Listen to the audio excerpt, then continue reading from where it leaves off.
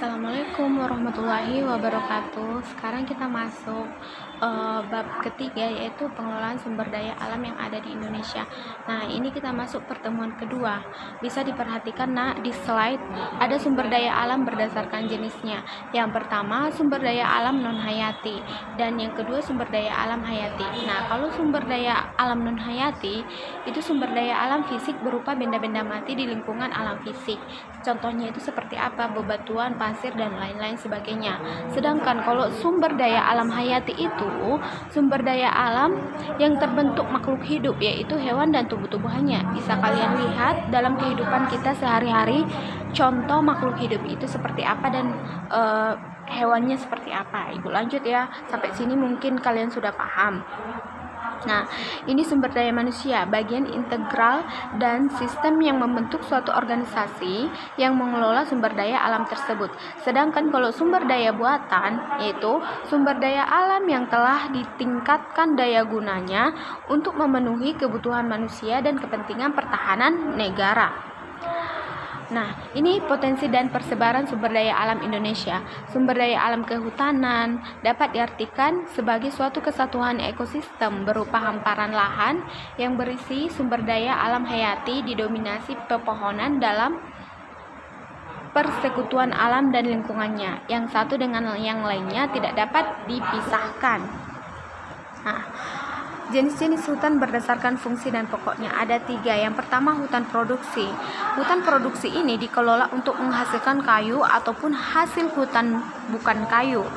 Sedangkan hutan lindung dikelola untuk mengelola tanah dan air. Hutan suaka alam dikelola untuk melindungi kekayaan keanekaragaman hayati atau keindahan alam tersebut.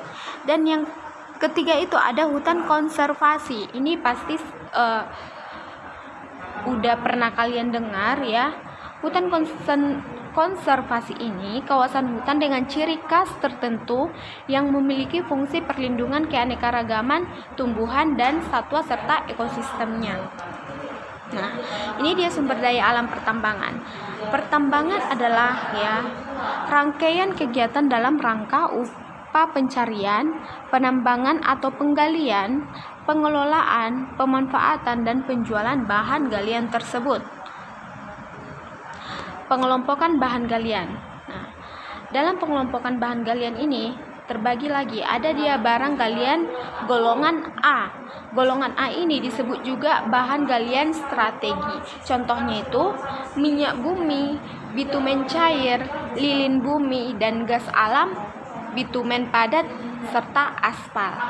Kalian harus bisa membedakan barang galian golongan A, B, dan C.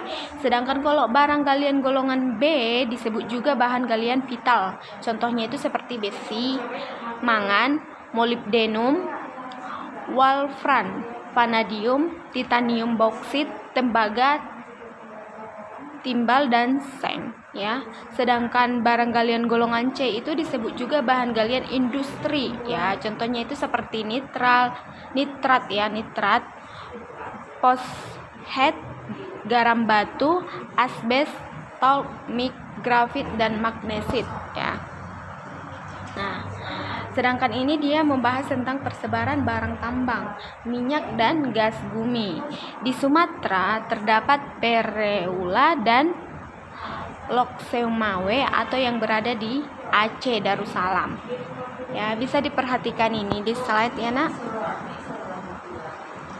Dan yang ini persebaran barang tambang, batu barat ada yang terdapat di Kalimantan ya.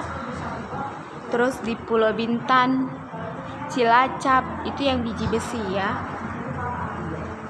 Nah, persebaran barang tambang juga terdapat di Riau, yaitu timah putih, nikel di Kalimantan, Mangan, Tasik Malaya. Nah, ini lagi ada kegiatan pertambangan. Dalam kegiatan pertambangan ini ada dia yang observasi, eksplorasi, eksploitasi. Nah, dalam observasi ini kegiatan pengamatan ke daerah yang diperkirakan secara teoritis mempunyai sumber tambang ya. Di sana kita langsung ke daerah tersebut meneliti ya. Sedangkan eksplorasi itu kegiatan penyelidikan tentang keadaan mineral tambang beserta kemungkinannya untuk dimanfaatkan secara ekonomis. Dan yang eksploitasi, kegiatan pengambilan barang tambang. Eksploitasi bisa kita disebut juga sebagai penambangan. Jadi yang ketiga ini murid-murid ibu harus paham di mana perbedaan dari observasi, eksplorasi, dan eksploitasi. Nah, ini ada sumber daya alam kelautan. Dalam sumber daya alam kelautan bisa diperhatikan ada hutan mangrove, terumbu karang, dan lamun. Hutan mangrove, hutan khas yang hidup di sepanjang pantai di daerah tropis yang dipengaruhi oleh pasang surut air laut. Jadi hutan mangrove ini ditanam untuk menahan tanah tersebut agar tidak terkikis oleh abrasi atau arus laut tersebut.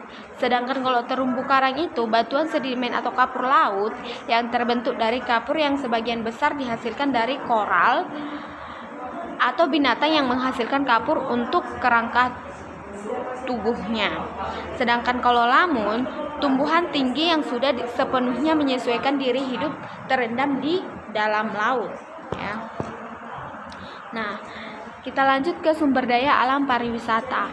Wisata alam adalah bentuk kegiatan rekreasi dan pariwisata yang memanfaatkan potensi sumber daya alam, baik alami maupun secara adanya usaha budidaya.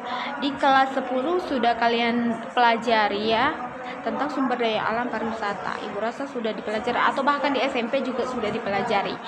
Nah, wisata budaya. Sedangkan pengertian wisata budaya adalah perjalanan yang dilakukan untuk memperluas pandangan hidup dengan cara mengunjungi tempat lain atau ke luar negeri untuk mempelajari keadaan rakyat, kebiasaan dan adat istiadat mereka, cara hidup, serta kebudayaan dan seni. Misalkan, wisata budaya yang ada di Indonesia yang sering didatangi itu dengan orang-orang luar atau Portugis misalkan ya, itu yang terkenal itu Bali ya. Nah, ibu lanjut ke wisata buatan. Wisata buatan ini kegiatan rekreasi dan pariwisata yang memanfaatkan objek wisata yang sangat dipengaruhi oleh upaya dan aktivitas manusia tersebut. Ini wisata buatan ini terdapat banyak di Sumatera Utara ya. Di Medan sudah banyak wisata buatan yang dibuat oleh masyarakat. Oke, minggu depan kita lanjut ke pertemuan kedua, yaitu indikatornya ada 2. Yang pertama, ibu akan menjelaskan konsep AMDAL dalam pembangunan, dan yang kedua menguraikan prosedur AMDAL dalam pembangunan. Nah, sekian materi kita hari ini. Nanti dibuat ringkasan dari apa yang sudah ibu jelaskan ya. Mudah-mudahan kita dalam keadaan sehat selalu. Assalamualaikum warahmatullahi wabarakatuh.